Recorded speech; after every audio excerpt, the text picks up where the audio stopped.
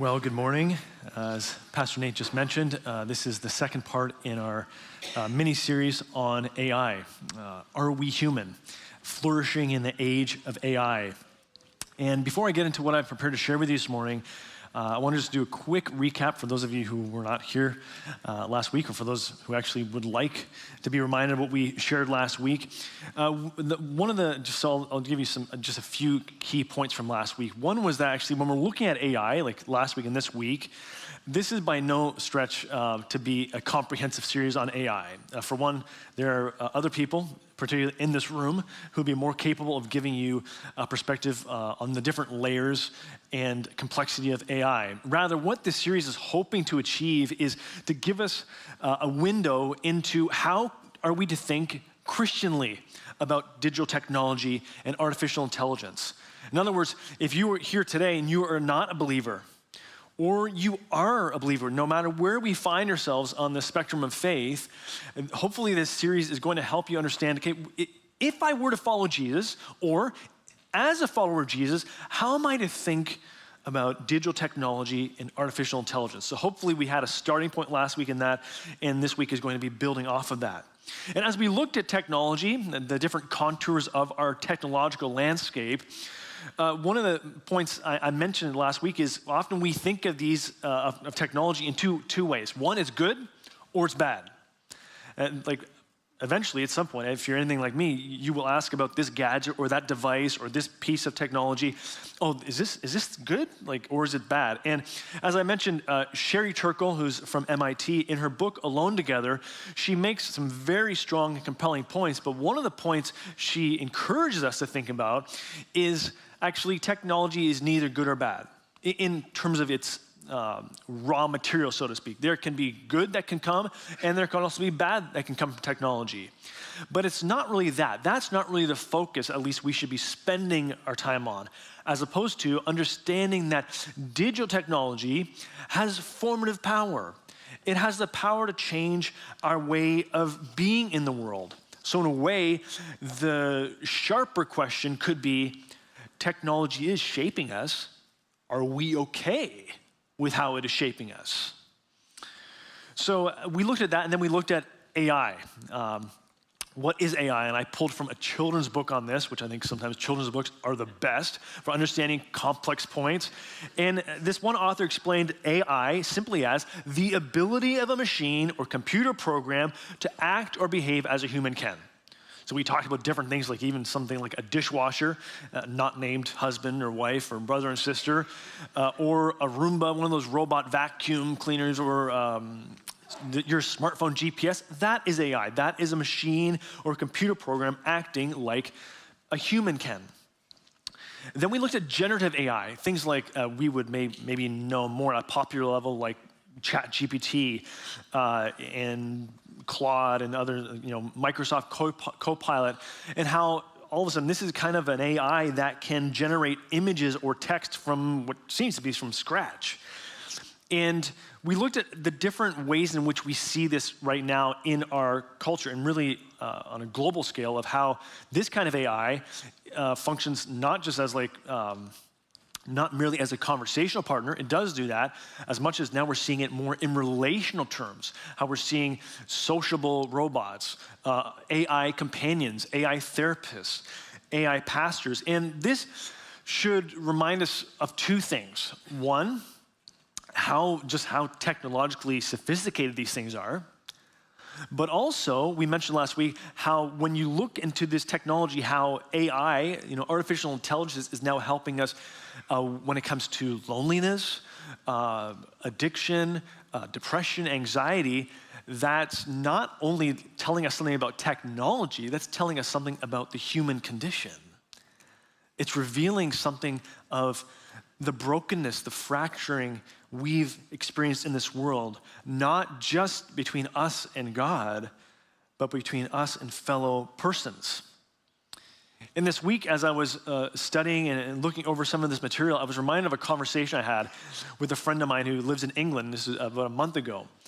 And he said to me, Nathan, I want to share this story with you, and I want to ask your advice. He said, I was recently talking to a pastor friend of mine, And he said that he had a member of his congregation come to him recently and say that this one girl was struggling, this young woman was struggling with depression. And in amidst of this struggle, she didn't feel like God was close to her.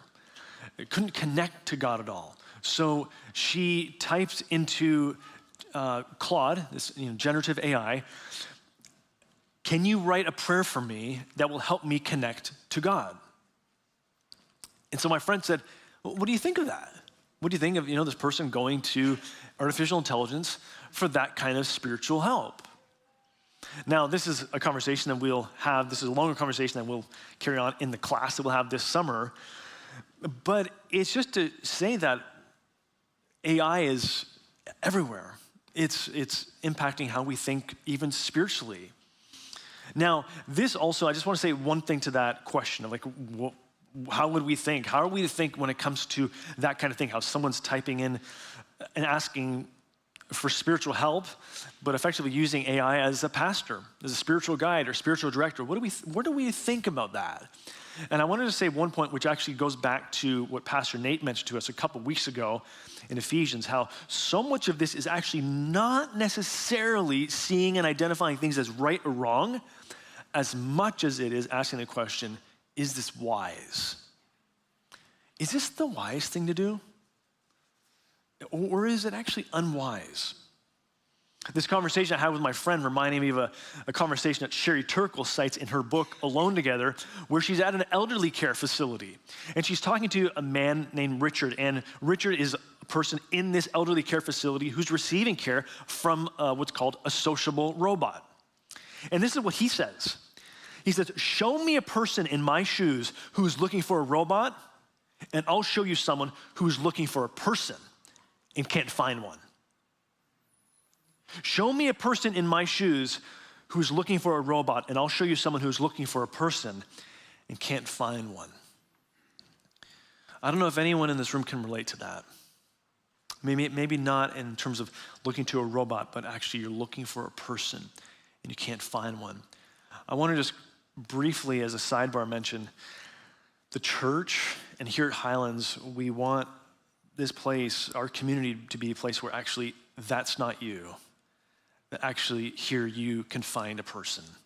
We have community groups, places where you can feel like you belong, a place where you're seen and understood, where you grow in your walk with Jesus. So if that is you, I'd encourage you to talk to one of us, pastoral staff or staff, volunteers in the lobby, in the welcome wall. Please let us know if you'd like that. If you want to be connected into a group, we'd love to make that happen so that you're not looking for a person and actually ending up thinking, I cannot find anyone.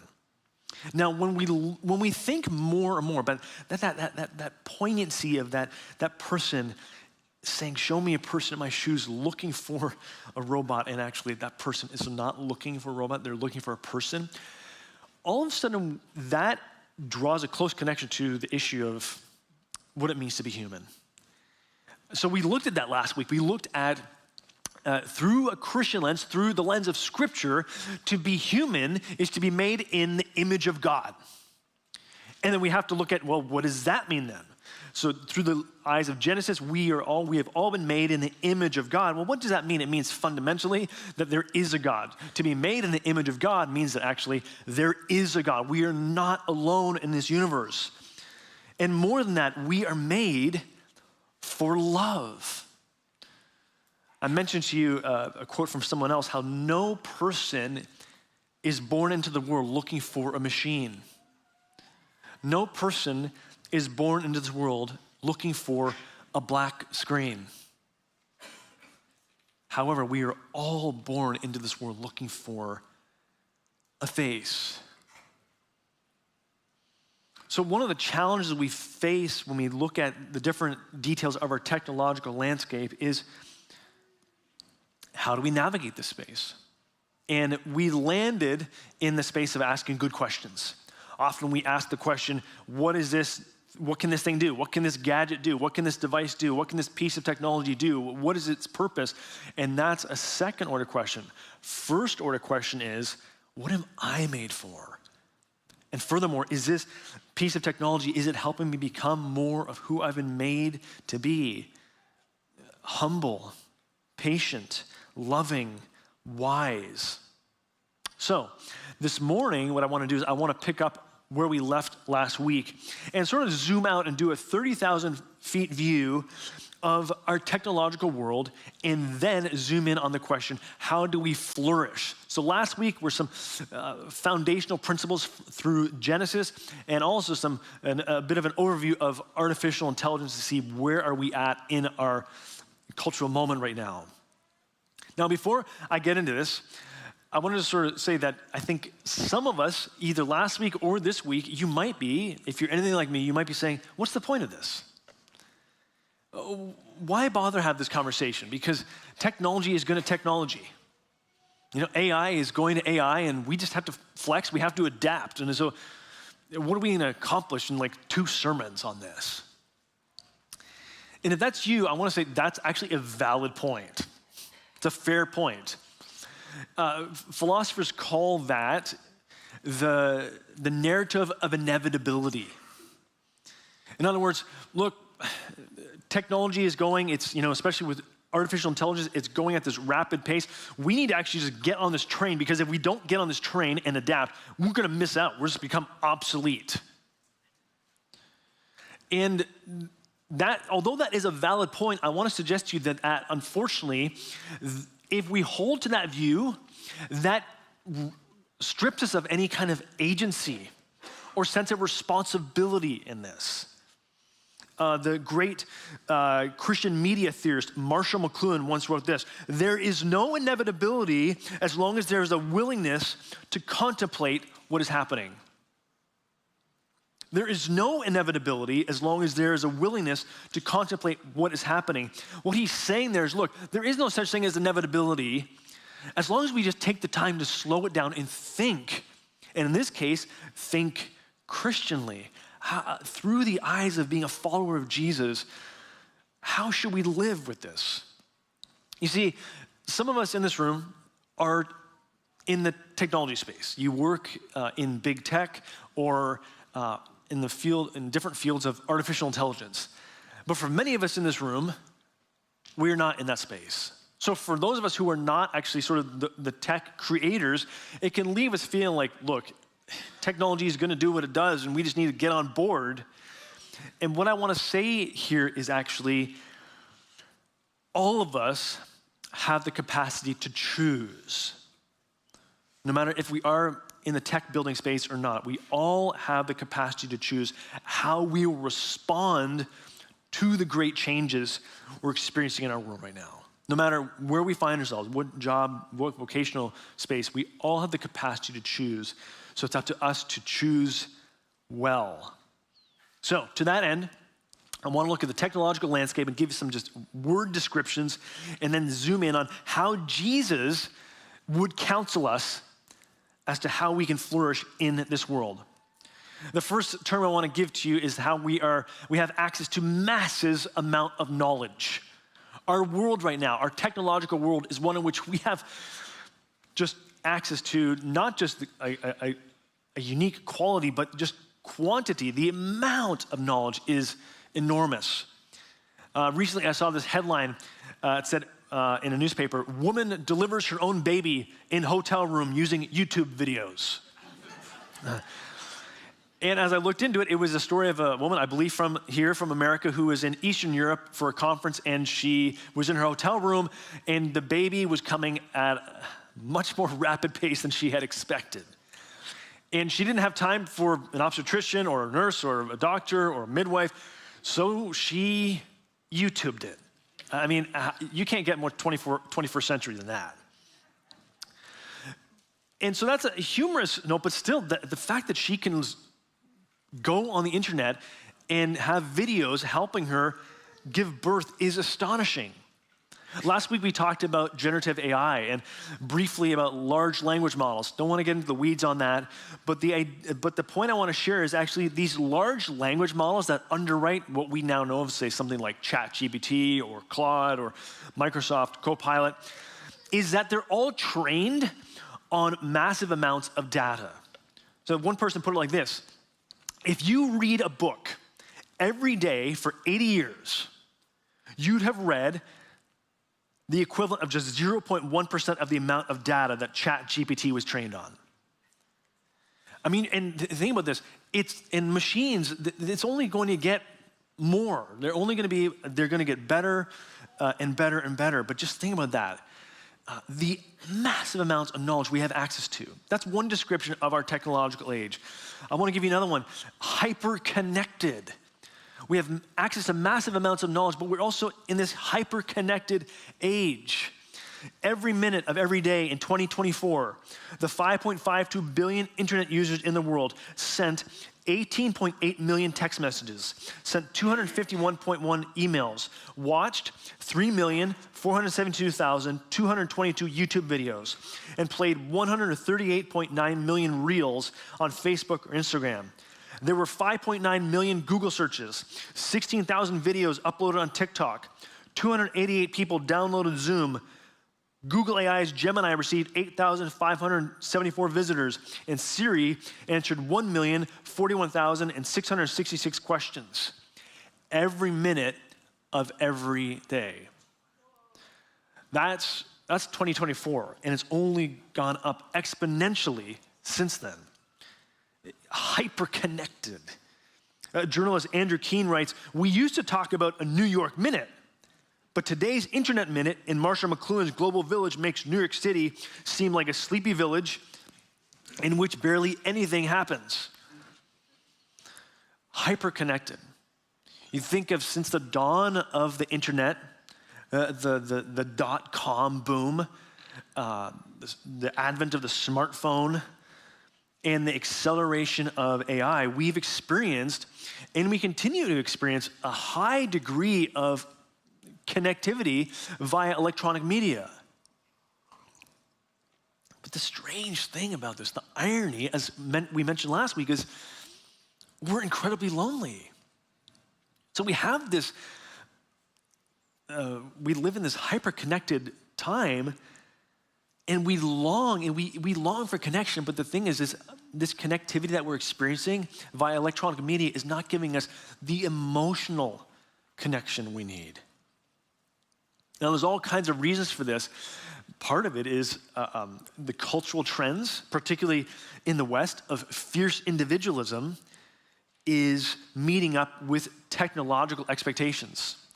So to give you one example, the sociologist Jonathan Haidt, in his book, The Anxious Generation, looks at the destructive ramifications of social media use, particularly for boys and girls, how, say, something like Instagram and other things like it are linked to causing high mental and emotional distress levels. But his book is not just like sort of throwing stones at smartphones and social media.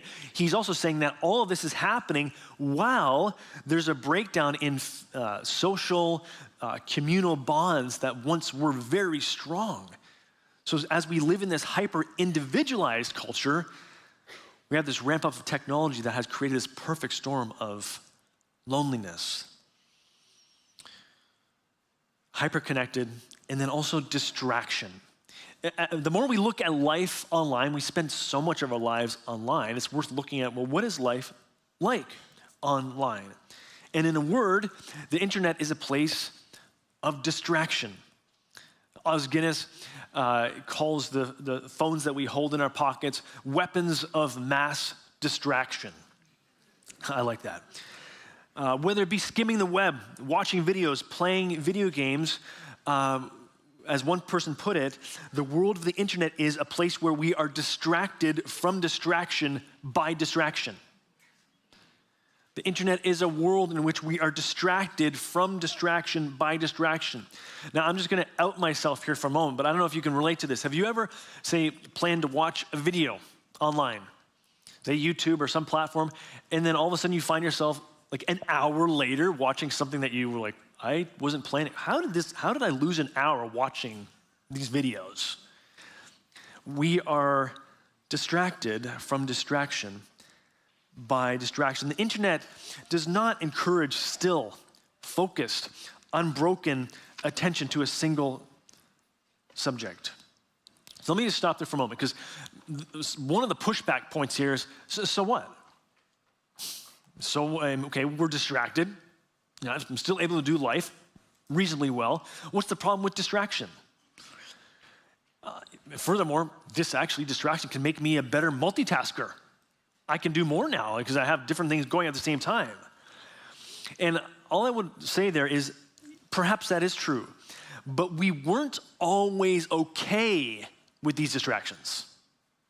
That is one of the issues. We weren't always okay with these interruptions and distractions. There's a story I want to read for you that goes back to the 1970s, and it involves a group of engineers, tech engineers and programmers in Silicon Valley at Xerox's Palo Alto Research Center. It sheds light on this idea of we weren't always okay with these interruptions. So here's the story. A group of prominent computer scientists had been invited to the Palo Alto Research Center to see a demonstration of a new operating system that made multitasking easy. Unlike traditional operating systems, which could display only one job at a time, the new system divided a screen into many, quote, windows, each of which could run a different program or display a different document. To illustrate the flexibility of the system, the Xerox presenter clicked from a window in which he had been composing software code to another window that displayed a newly arrived email message. He quickly read and replied to the message, then hopped back to the programming window and continued coding. Some in the audience applauded the new system. They saw that it would enable people to use their computers much more efficiently. Others recoiled from it. Why in the world would you want to be interrupted and distracted by email while programming? One of the attending scientists angrily demanded. So this is around the time of Windows coming into play. And how when it first came out, many were saying, well, no, I don't want access to different things. I want to focus on just one thing. We weren't always okay with interruptions and distractions. Now, one sense, distraction is a human being issue. It can be a technology issue. And in some ways, actually in many ways, distractions can be good. For those of us who have been in a time of pain or are experiencing pain right now, sometimes distractions can be helpful, can be important, can serve an important function. But why is distraction a problem? No. Distractions in this world have the potency to keep us from thinking about what truly matters. That's the problem. Distractions in our world can keep us from thinking about what really matters. So knowledge, hyper-connected, distraction, and one more, personal reductionism. The nature of computers, the net, and social networking sites are impersonal. So the meaning of personhood, what it means to be human, is reduced down to algorithms, bits, categories, boxes to be ticked. Facebook, for instance, organizes people into multiple choice categories. And for many systems online, we're reduced to a set of lists, a series of right, wrong choices. In his book, You Are Not a Gadget, Jaron Lanier makes the point that this is a common thing when you think of something like filing taxes. We are reduced into or represented by a silly, phony set of databases. And the concern he expresses that actually, when it comes to social media, social networking sites, now we perform that self-reduction. We create a profile that states just our profession, marital status, race, political preference, sexual identity, residence, all these different things. And what he's saying there is, the problem is all of a sudden we now start to see ourselves in very one-dimensional ways, thin ways. And we begin to see other people just by categories. Well, you over here, that's your color of skin, or that's where you are from in that state or that city or that country. Or you like that political party, so now all of a sudden you're this category. It's personal reductionism. We're reducing someone into something very, very small. And the problem of doing this, is that we start to see others and see ourselves in very dehumanizing, fragmented ways. So this is one of the ways in which digital technology speaks to the question, what does it mean to be human. How we describe ourselves online communicates to others what we believe it means to be human. So this is just a snapshot. I've tried to sort of go quickly here so we're not going into the weeds here, but this is still a snapshot of what our digital world looks like. Access to massive amounts of knowledge, hyper-connected, distraction, and personal reductionism. Now, why is it important to think about all this? Some of you might be saying, man, this is a lot of stuff. This is too much. Well, the reason why it's important to think about this is because if this is our world, this is the cultural air we breathe on a daily basis, well, it has formative power. It matters because the more we spend our time with this, we become more like it. We are shaped by how we spend our time, but also what we spend our time with. So a question to ask is, how do we resist the downsides of technology, of the digital world? And furthermore, positively, how can we flourish? Now, one answer that many might say is, well, we just eliminate technology. Just have a life that's like completely analog. No technology, no internet, no AI, just eliminate technology. And we know that actually there are many people who have made a life out of that, like eliminating technology. The sermon here is not going to go in that direction exactly, but I want to focus here on actually how would Jesus counsel us? How would he answer the question of flourishing? How are we to flourish? Now, if we were to ask that question of Jesus, how can I flourish? What would he say? What would his answer be? And what's interesting is you can look through the Gospels, you can look through the stories, all these biographies of Jesus, Matthew, Mark, Luke, and John, and unfortunately you never find actually explicitly someone asking him that question. But I will say, for me, I'm indebted to a guy named Andy Crouch, he's a Christian author and speaker who encouraged me. This a couple years ago, I took a class with him. He said, if you look long enough and you look deeper into the text, you'll see that actually this question is asked. So for that, if you haven't already, please turn to your Bibles, Mark chapter 12. Mark chapter 12, this is from the reading that we had read for us just a few moments ago. Mark chapter 12, verse 28. One of the scribes approached. Now, the scribe, it would have been a person who knew the law of Moses. He was an expert in the law of Moses. He knew the Torah. That's the first 5 books of the Old Testament. This scribe would have known that, the law of Moses, very well. So one of the scribes approached, and when he heard them debating and saw that Jesus answered them well, he asked him, which command is the most important of all? So briefly, the context is this. Jesus is in the middle of having deep conversations with religious leaders. And this scribe, who's sort of on the outside looking in, he's not in those conversations. He's looking and he's observing Jesus, and he sees that Jesus is brilliant at this. He's a brilliant conversationalist. And so he wants to ask Jesus a question because he sees Jesus answering these questions just like a conversational ninja. And he comes to Jesus and he says, which command is the most important of all? Now, let's just hit pause on that for a moment and come back to the issue of flourishing. Because as I mentioned, there is no such text where someone says, Jesus, how can I flourish in this world? But here's the thing. That is a Greek question. There is a Greek question in which you would ask, how can I flourish? But if a Jew were to ask that question, they would ask the question, what is the most important command of all? So, how will Jesus answer this question?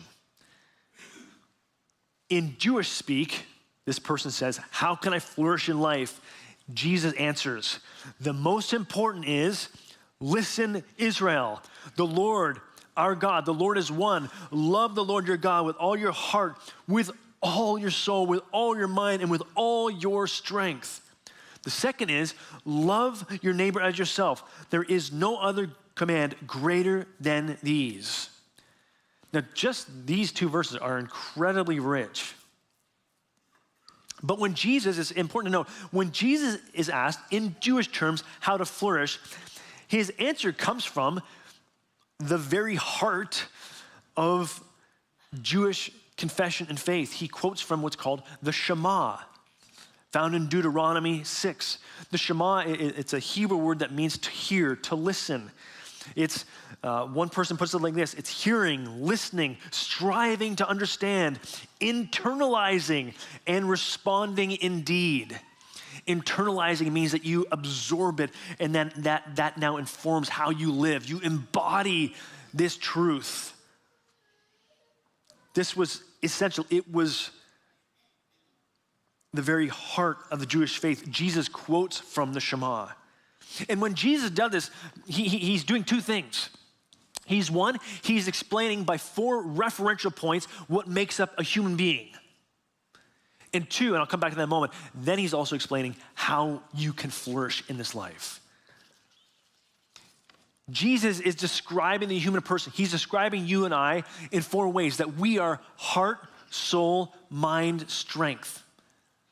Andy Crouch puts it like this: in light of Jesus' explanation that every person is a heart, soul, mind, strength complex designed for love. Just think about that. You and I, we are heart, soul, mind, strength complexes designed for love.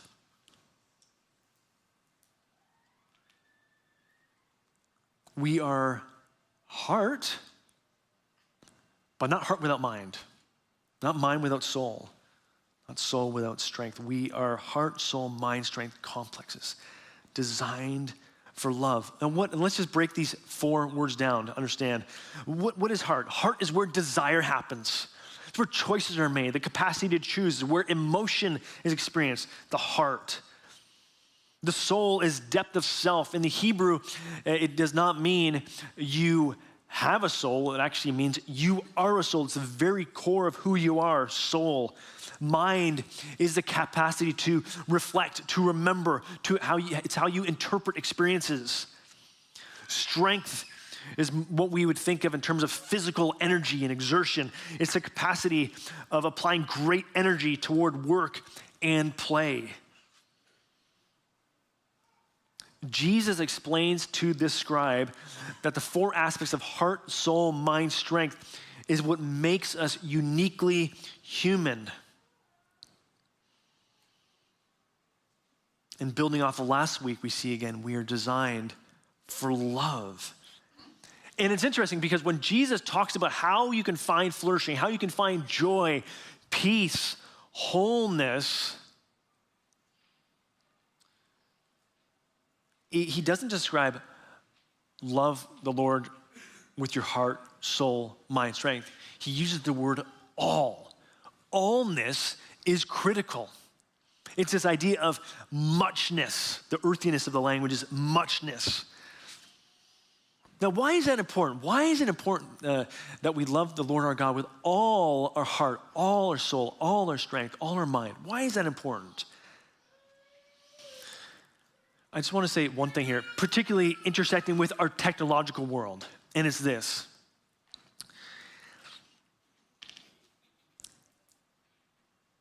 Efficiency, ease, more, faster are actually not bad things.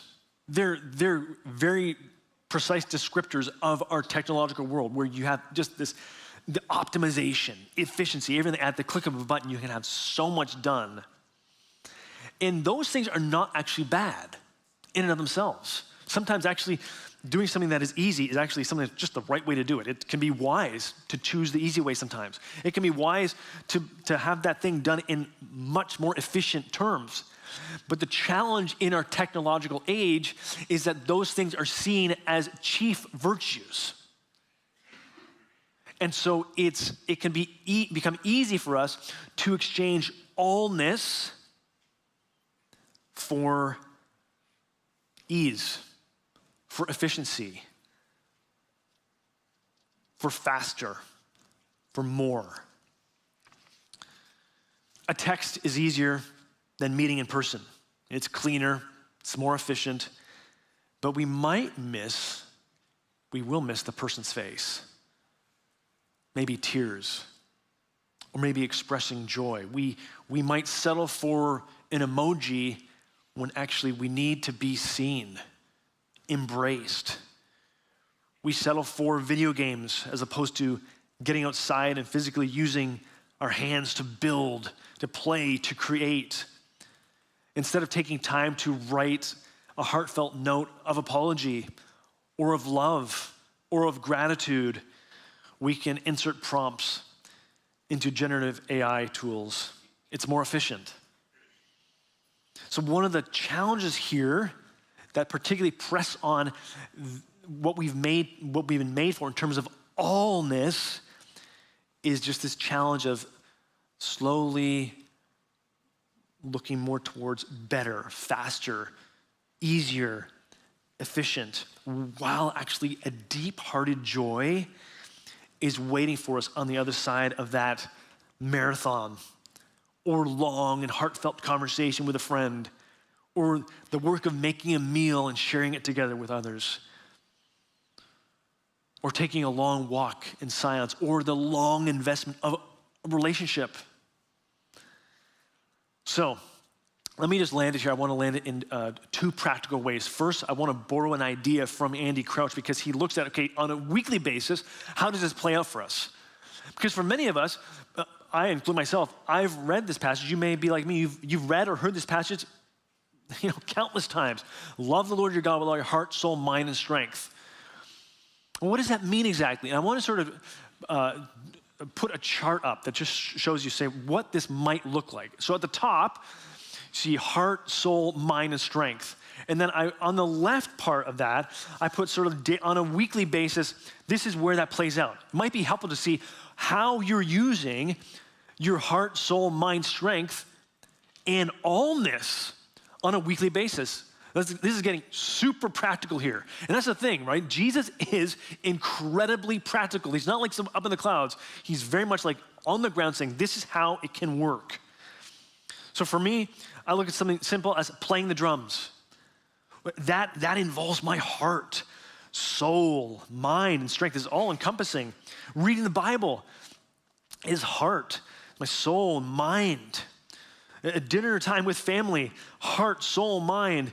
Yard work, that's heart. That's mind. That's also, did I put strength? Yes, strength too. And playing wiffle ball, one of my favorite things in the backyard with my kids. That's everything. Now you could apply it to yourself. It could be a coffee that you have with a friend, or a phone conversation that you have with your daughter or your son or your brother, sister, your mother or father. There are so many ways in which we can love the Lord our God with all our heart, soul, mind, strength, so many ways.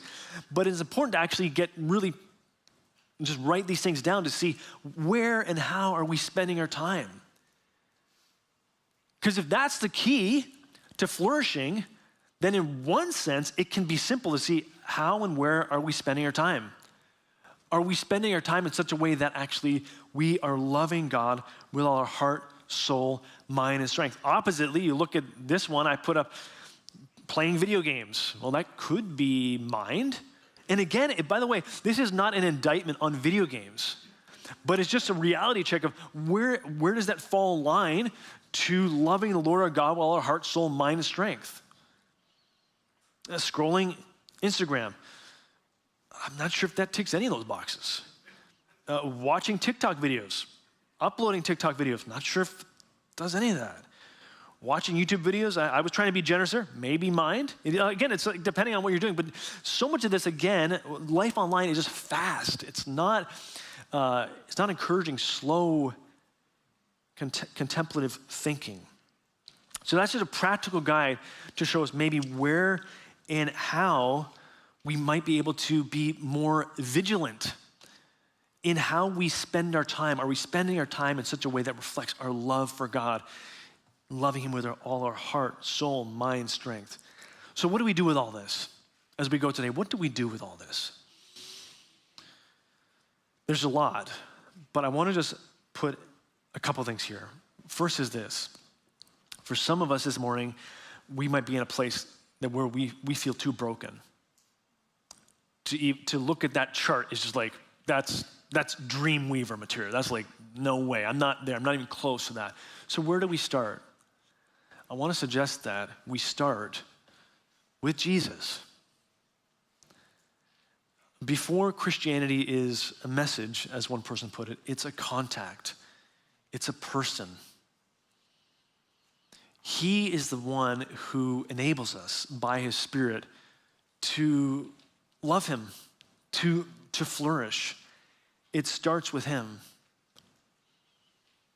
And when you think of the most fundamental things we need in life, to be loved, to experience forgiveness, to experience freedom from shame, from guilt,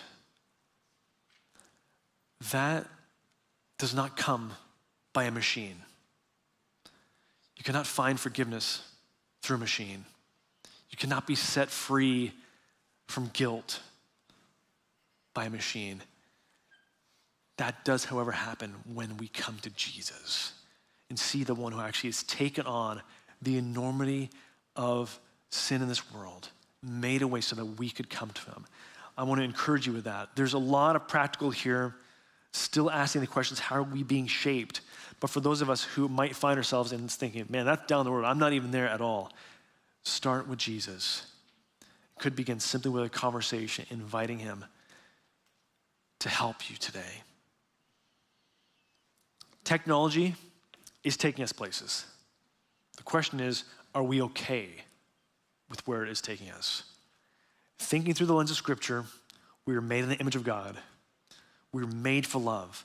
We are heart, soul, mind, strength complexes designed for that love. Not just for love, but allness. And by his grace, by his Spirit, he can help us. Let's pray.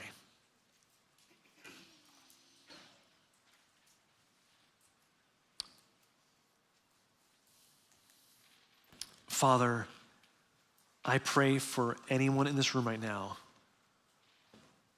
who might be looking at this and just think, man, that's a lot of information, but it doesn't apply to me. I'm not there. I just need Jesus right now. I need someone to help me. I pray for any person who is in that place, and I pray that you would meet with them today.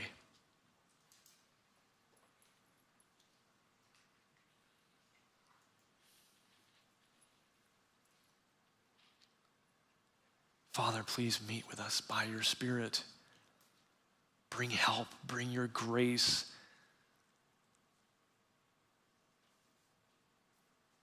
If that is you, I just want to give you a quick roadmap, just a prayer. This is just simply talking to God. If that is you and you're looking to God for help, here's a quick roadmap. Jesus, please come and help me.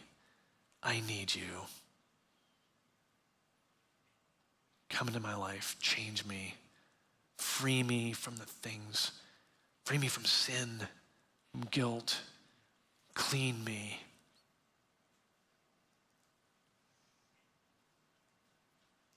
In Christ's name, amen.